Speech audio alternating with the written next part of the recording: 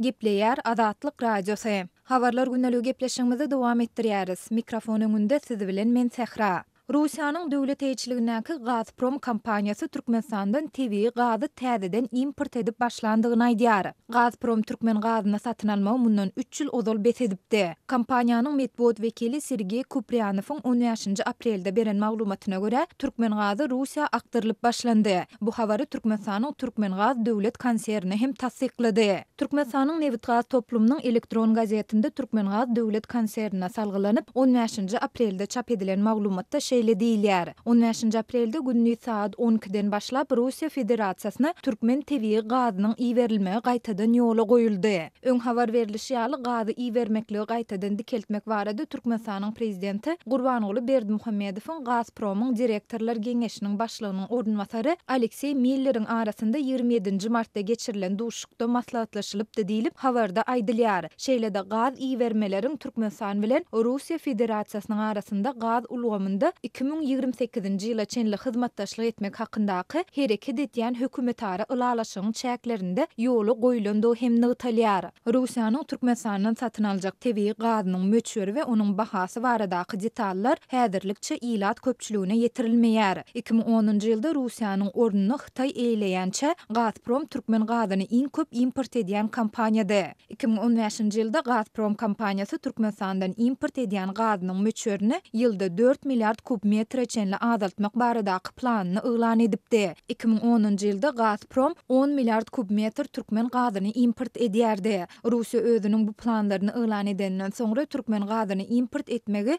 dolu besetdi. Gaz söwdasyny täzelemek barada Gazpromyň we Türkmen gazynyň arasynda geçirilen gepleşikler onuň bahasy bilen bagly düşünşmezlikler sebäpli netije bermändi. Bu ädim Berk valyuta çeşmesi hökmünde uglevodorod serişdelerinden gelýän girdeje güýçli garaşly bolan Türkmenistanyň ykdysadyetine epetli basyş etdi. Şeýle-de Russiýanyň Türkmen gazynyň importyny besetmegi 2014-nji ýylda uglevodorod serişdeleriniň global bahasynyň pese gaçmagynyň ýa gawat geldi. Bu waka uly Hytaý bazaryna TV gaz satmak boýunça emele gelen bäsleşlik sebäpli Moskwa bilen Aşgabatyň arasyndaky gatnaşyklaryň barha dartgynlaşan mahalyna gawat gelipdi. Gazprom kompaniýasy 2019-njy ýyldan başlap Hytaýa TV gaz satyp başlamagy planlaşdyrýar. Kompaniýa Günnor Sibirden aktyryljak bu gazy ýuwaş-ýuwaşdan ýylda 38 milliard kub metre çenli artdyrmagy göz öňünde tutýar. Gazpromyň Türkmengaz döwlet konserninden gaz satyn almagy besetmegi Aşgabady bir alja, ýagny Hytaýyň talabyna has garaşly etdi. Hytaý geçen ýyl Merkez Aziýa Hytaý gaz geçirjisi arkaly 40 milliard kub metr Türkmen gazyny import etdi. Geçen ýyl Türkmen prezidenti Gurbanoğlu Berdimuhammedow puly tygyşytlamak tagallalarynyň bir bölegi hökmünde Türkmenistanyň ilatyna gazy, elektrik energiýasyny we suwu muht bermek barada çärek asyrlap dowam eden tejribäni ýatyrdy. Munyň bilen bir wagtda soňky 1,5 ýyldan gowrak wagt bäri ýurtda un, çörek, ýumurtga, şeker, ösümlik ýagy ýaly günübirin ulanylýan ady karytlarynyň gyçylygy hem dowam edýär. Şeýle-de edara kärhanalarynyň işgärleriniň aýlyklarynyň gijikdirilmegi we bankomatlarda nagt puluň tapdyrmazlygy bilen bagly wakalar hem wagtal gaýtalanýar. Şu ýylyň ýanwar aýynda Türkmenistan bahasy 2,13 milliard dollarlyk Aşgabat Türkmenabad ýokary tiýdlikli awtomobil ýolunyň gurulşygyna badalygy berdi.